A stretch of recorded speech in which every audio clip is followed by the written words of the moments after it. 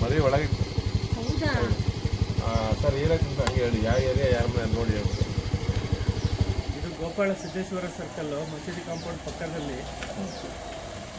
ಬೆಳಿಗ್ಗೆ ಮನೆಯಲ್ಲಿ ಬಾಗಿಲಿಗೆಲ್ಲ ನೀರು ಹಾಕ್ಬಿಟ್ಟು ಒಳಗೆ ಹೋಗಿ ಕುತ್ಕೊಂಡಿದ್ದಾರೆ ಕಾಫಿ ಕುಡಿತಾ. ಆವಾಗ ಏನೋ ಸ್ವಲ್ಪ ಹರಿದಾಡ್ದ ನಂಚಿ ಹಾಲು ಸೇಫ್ ಬಂತು ಅಂತ ಗೊತ್ತಾಗಿದೆ ಕಾಲಡಿಗೆ. ಸೋಫಾ ಅಡಿನಲ್ಲಿ. ಆಮೇಲೆ ನಾವು ಸ್ನೇಕ್ ಕಿರಣ್ ಅವ್ರಿಗೆ ಫೋನ್ ಮಾಡಿದ್ಮೇಲೆ ಅವ್ರು ಬಂದು, ಅದು ಫಸ್ಟಿಗೆ ಕಾಣಿಸ್ಕೊಳ್ಳಿಲ್ಲ. ಆಮೇಲೆ ರಿಕ್ಲೈನರ್ ಸೋಫಾ ಒಳಗಡೆ ಕೆಳಗಡೆ ಬಟ್ಟೆನೆಲ್ಲ ಸ್ವಲ್ಪ ಕಿತ್ತ ಮೇಲೆ ಅಲ್ಲಿರೋದು ಕಾಣಿಸ್ಕೊಂಡಿತ್ತು. ಆಮೇಲೆ ಇವಾಗ ನಮ್ಮ ಸ್ನೇಹಿತರಾದ ಸ್ನೇಕ್ ಕಿರಣ್ ಅವರು ಅದನ್ನ ಹಿಡ್ಕೊಂಡು ತಗೊಂಡು ಬಂದಿದ್ದಾರೆ.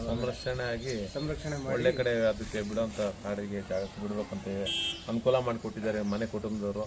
ಇಲ್ಲಿ ಒಂದು 2-3 ತಿಂಗಳ ಹಿಂದೆ ಆ ಏರಿಯಾದಲ್ಲಿ ಕಾಣಿಸ್ಕೊಂಡಿದೆ. ಇದಕ್ಕೆ ಸಣ್ಣ ಇತ್ತು, ಆದರೆ ಇದು ಬೇರೆ ಬ್ಯಾಚ್ ಅಂತ ಹೇಳಕ್ಕೆ ಇಷ್ಟಪಡ್ತೀನಿ. ಎಲ್ಲಿ ಎಲ್ಲ ಥರ ಪ್ರಾಣಿಗಳು ಮೊಟ್ಟೆ ಇಟ್ಟು ಮರಿ ಮಾಡೋದು ಅಥವಾ ಬೇರೆ ಕಡೆ ಡೈರೆಕ್ಟ್ ಮರಿ ಹಾಕೋದಿರುತ್ತೆ. ದನ ಕರುಗಳಾಗಿರ್ಬೋದು, ಪಕ್ಷಿಗಳಾಗಿರ್ಬೋದು, ಪ್ರಾಣಿಗಳಾಗಿರ್ಬೋದು, ಬೆಕ್ಕು, ನಾಯಿ ಎಲ್ಲ ಥರದ್ದು ಹಾಕ್ತೇವೆ. ಅದ್ರ ಬಗ್ಗೆ ಅವ್ರವ್ರು ಯಾರು ಸಾಕಿರ್ತಾರೆ ಅದ್ರ ಬಗ್ಗೆ ಮಾಹಿತಿ ತಿಳಿಸ್ತಾ ಇದ್ದಾರೆ. ನಾವು ಹಾವುಗಳನ್ನು ರಕ್ಷಣೆ ಮಾಡ್ತಾ ಇದ್ದೀವಿ, ಹಾಗಾಗಿ ಹಾವಿನ ಬಗ್ಗೆ ತಿಳಿಸ್ತಾ ಇದ್ದೀವಿ. ಎಲ್ಲೇ ಸುತ್ತಮುತ್ತಲ ಮರಿಗಳಿದ್ರು ಹಿಡಿಯೋಕೆ ಹೋಗ್ಬೇಡಿ, ಓಡಿಸ್ಬೇಡಿ, ತೊಂದರೆ ಕೊಡಬೇಡಿ, ಗೊತ್ತಿಲ್ಲದ್ರೆ ಮುಟ್ಟಕ್ಕೆ ಹೋಗ್ಬೇಡಿ, ಕರ್ಸ್ಕೊಂಬೇಡಿ.